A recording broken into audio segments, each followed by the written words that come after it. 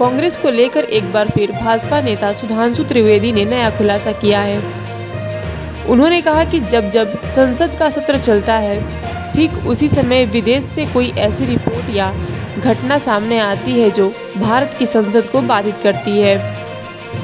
उन्होंने कहा कि यह महज संयोग है या व्यवस्थित भारत विरोधी प्रयोग। कुछ बहुत गंभीर, चिंताजनक और महत्वपूर्ण विषय जो देश की सुरक्षा और स्थिरता से संबंधित हैं, वो राष्ट्रीय और अंतर्राष्ट्रीय मीडिया में उभरकर सामने आ रहे हैं। मैंने पहले भी आपको इस विषय के ऊपर ध्यान आकृष्ट किया था कि जब जब संसद का सत्र चलता है, ठीक उसी समय विदेश से कोई ना कोई एक ऐसी रिपोर्ट या कोई ना कोई एक ऐसी घटना या कुछ ना कुछ ऐसा हो जाता है जो कि भारत के संसद को बाधित करे। जैसे मैं आपको संक्षेप में बता देना चाहता हूं, जो पहले कहा था कि फार्मर्स को लेकर एक रिपोर्ट आई थी 3 फरवरी 2021 को, भारत की संसद का सत्र था 29 जनवरी 2021। पेगासस रिपोर्ट आई 18 जुलाई 2021 को, मानसून सत्र था 19 जुलाई 2021 को। हिंडनबर्ग रिपोर्ट आती है 24 जनवरी 2023 को, भारत की संसद का बजट सत्र है 30 जनवरी 2023 को। बीबीसी की डॉक्यूमेंट्री आती है 17 जनवरी 2023 को और संसद का सत्र है 30 जनवरी 2023 से। मणिपुर का वीडियो रिलीज होता है 19 जुलाई 2023 को, जबकि भारत का मानसून सत्र शुरू होता है 20 जुलाई 2023 को। और 10 मई 2024 को वैक्सीन को लेकर एक रिपोर्ट आती है, जब भारत के चुनाव में भारत का चुनाव प्रचार अपने चरम के ऊपर था।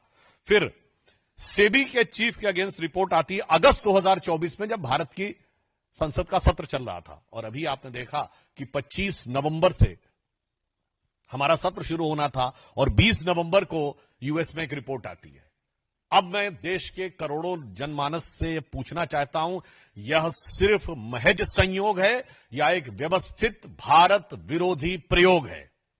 मैं पुनः कह रहा हूं, यह महज संयोग है या व्यवस्थित भारत विरोधी प्रयोग है।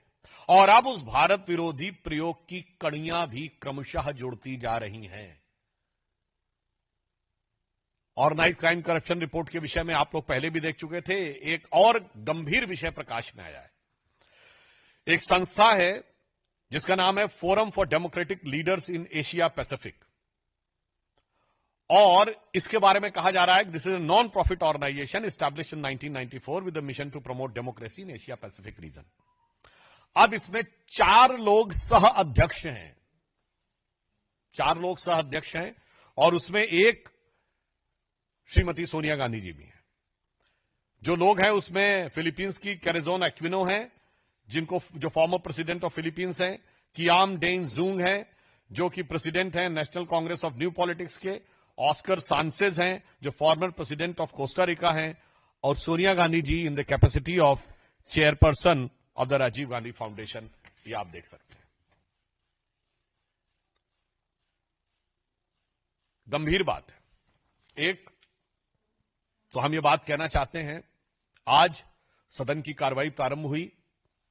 इस गंभीर विषय पे हम लोग सदन का ध्यान आकृष्ट करना चाहते थे। यद्यपि आज श्रीमती सोनिया गांधी जी का जन्मदिन भी है, तो हम उनको जन्मदिन की मुबारकबाद भी देते हैं और देश की तरफ से यह भी कहना चाहेंगे कि कम से कम आज के दिन उन्हें इस विषय के ऊपर अपने साथी लोगों से कहना चाहिए कि वो ईमानदारी से चर्चा होने दें।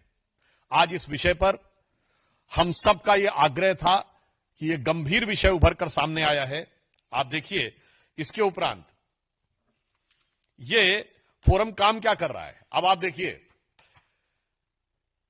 यह भारत के बारे में क्या कह रहा है। Turn the system of governance upside down towards the sustainable democracy. यानी भारत में कह रहा है कि लोकतांत्रिक व्यवस्था खत्म हो रही है। अब देखिए, पाकिस्तान के बारे में क्या कह रहा है। Islam means justice and justice means right. An interview with the cricketer legend and fiery social political activist Imran Khan. अब देखिए साहब, कश्मीर के बारे में क्या कह रहा है। Prospects for peace, justice and independence in Kashmir. और इंटरव्यू किसका है। Interview with lieutenant general retired Nishan Ahmad, director institute of regional studies, Islamabad, Pakistan.